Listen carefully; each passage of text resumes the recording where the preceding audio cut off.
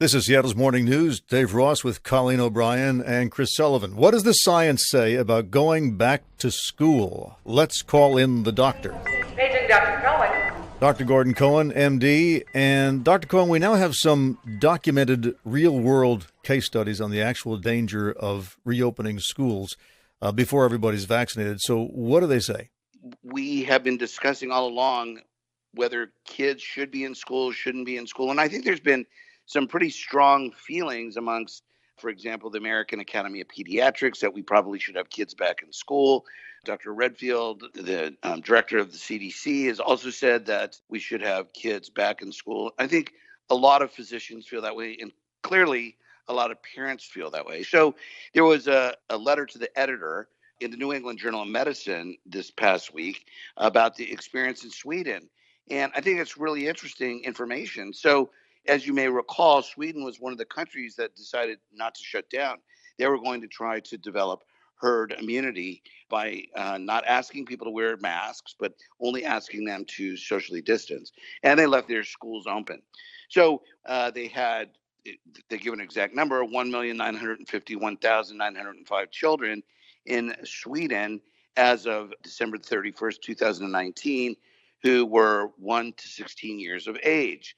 And what was really interesting is they looked at the number of deaths they had in that entire population of children pre-COVID, so in the 4 months prior to COVID coming to Sweden, and they had a total of 65 deaths. And then they looked at the number of deaths in the first 4 months that they had COVID, and they had a total of 69 deaths. So basically, there was no difference between the number of kids who died out of those nearly 2 million children pre-COVID than there was post-COVID. Now, the other concern, obviously, is whether or not students can then bring it into the school and give it to the teachers. Data from the Public Health Agency of Sweden showed that there were fewer than 10 preschool teachers and 20 school teachers in Sweden who ended up in an intensive care unit for COVID-19 all the way up through June 30th of 2020. So they have a total of 103,596 school teachers, and they had 20 of them that ended up in the ICU. So it's equal to 19 per 100,000. So actually compared with other occupations, excluding healthcare workers, this was a risk that was really pretty similar to everybody else in society. Well, that sounds pretty persuasive, but this, again, is one study. So can you responsibly act based on this one study? There was also the Iceland study that looked at about 40,000 students, and they did both contact tracing as well as genomics on the virus to try and determine where or how it came from. And they found similar results, that the likelihood of student-to-student transmission in school was actually incredibly low, and that for students who actually got COVID, the most likely place they were to get it was from their parents or somewhere else out in the community, and that teachers were not getting it from their students. So I personally feel, and I think this is why Dr. Redfield and the American Academy of Pediatrics has been advocating for students to be back in the school, because I think the harms or the risks of staying home are actually worse than returning the kids to school. So as somebody who's done pediatric surgery, you feel good about this study then?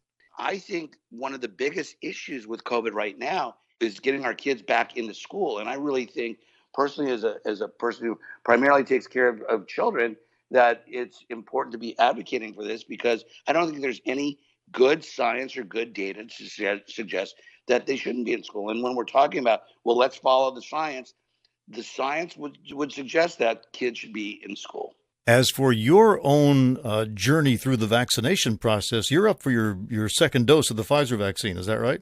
That's correct. I'm having it this week. This week. Now, you described to us in very vivid detail last time when we talked about your first shot, just how generally fatigued it made you feel. Do you have any anxiety about shot number 2? So I do have a little anxiety. I mean, there have been reports. There were reports of the initial studies, and there have been ongoing reports of people being, pretty sick for, 24 hours to maybe in some cases 48 hours after the second shot. Now, let's keep in mind what's causing you to be sick. It's not that the virus is causing you to be sick, because you're not getting the virus. You're getting mRNA, but it's your own immune system that's reacting.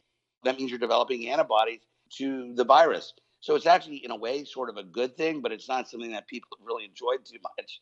So I'm not really looking forward to it. I've heard some people feeling pretty bad after the second injection, but we'll discuss it next week after I've Yes, had we it. will. Yes, we will. So we will know the full details come next Monday. We will. Dr. Gordon Cohen, MD. Dr. Cohen, thank you. Thanks, Dave.